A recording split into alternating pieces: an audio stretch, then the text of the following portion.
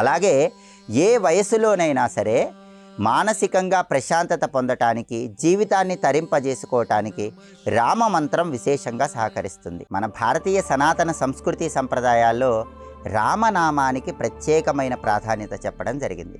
రామనామం ధర్మానికి, సత్యానికి ప్రతీక. అంతటి శక్తివంతమైనటువంటి శ్రీరామ మంత్రాన్ని పరిశీలిస్తే శ్రీరామ రామ రామేతి రమే రామే మనోరమే సహస్రనామ తత్తుల్యం రామనామ వరాననే. శ్రీరామ రామ రామేతి శ్రీరామ రామ రామేతి రమే రామే మనోరమే రమే రామే మనోరమే సహస్రనామ తత్తుల్యం సహస్రనామ తత్తుల్యం రామనామ వరాననే రామనామ వరాననే.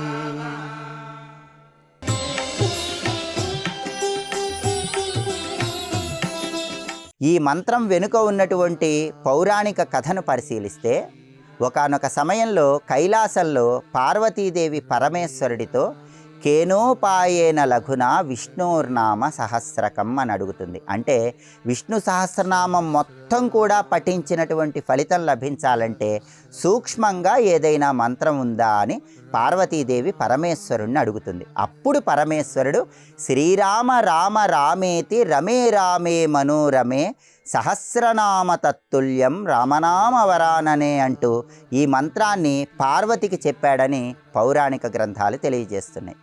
ఈ మంత్రంలో ఉన్నటువంటి అర్థాన్ని పరిశీలిస్తే శ్రీరామ రామ రామ ఇతి అంటే రామ రామ రామ అని 3 సార్లు పఠించినట్లయితే రమే రామే మనోరమే. రమే అంటే రమించటం, రామతత్వంలో లయమైపోవటం అని అర్థం. రామే మనోరమే, రాముని అనుగ్రహముతో పాటు నా మనసుకు ఆనందం కూడా కలుగుతుంది. మనోరమే అంటే మనసుకు ఆనందం కలుగుతుంది అని అర్థం.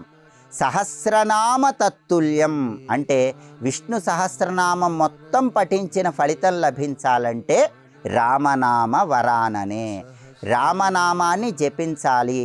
వరాననే అంటే దివ్యమైనటువంటి శరీరం కలిగిన పార్వతి, సౌందర్యం కలిగిన పార్వతి అంటూ పరమేశ్వరుడు ఈ మంత్రాన్ని పార్వతీదేవికి చెప్పాడు. కాబట్టి ఈ మంత్రంలో ఉన్నటువంటి అర్థాన్ని పరిశీలిస్తే శ్రీరామ రామ రామ ఇతి 3 సార్లు రామ రామ రామ అని పఠించినట్లయితే మనసుకు ఆనందం కలుగుతుంది, రామనామంలో రమిస్తాము.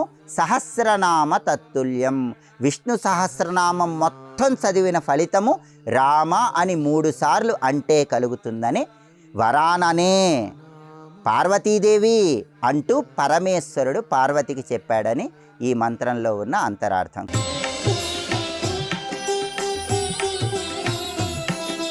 శివుడు పార్వతికి చెప్పినటువంటి ఈ మంత్రాన్ని ప్రతిరోజు కనీసం 11 సార్లు పఠించినట్లయితే శ్రీరామచంద్రమూర్తి సంపూర్ణమైన అనుగ్రహం కలిగి మానసికంగా ఉన్న అస్థిరత్వం తొలగిపోతుంది. విష్ణు సహస్రనామం మొత్తం పఠించిన పుణ్య ఫలితాన్ని ఈ ఒక్క మంత్ర పఠనం వల్ల మనం పొందవచ్చు.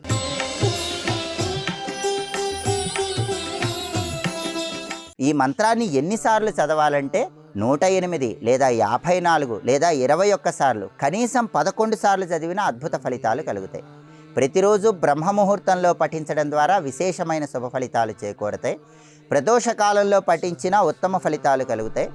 బుధవారం శ్రీరామచంద్రమూర్తికి ప్రియమైన రోజు కాబట్టి బుధవారం రోజు పఠించడం ద్వారా కూడా విశేషమైన శుభ ఫలితాలు చేకూరుతాయి. శ్రీరామనవమి పర్వదినం రోజు కానీ లేదా కొన్ని ప్రత్యేకమైన తిథుల్లో, నవమి లాంటి తిథుల్లో కానీ పఠించడం ద్వారా శ్రీరాముడి అనుగ్రహానికి ప్రతి ఒక్కరూ సులభంగా పాత్రులు కావచ్చు.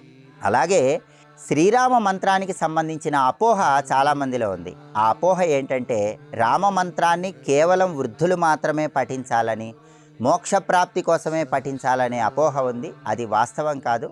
శ్రీరామ మంత్రాన్ని ఎవరైనా, ఏ వయస్సు వాళ్ళైనా, ఏ సమయంలోనైనా పఠించుకోవచ్చు. దానివల్ల మనోధైర్యాన్ని, ఆత్మస్థైర్యాన్ని పెంపొందింపజేసుకోవచ్చు. శ్రీరామ రామ రామేతి శ్రీరామ రామ రామేతి రమే రామే మనోరమే రమే రామే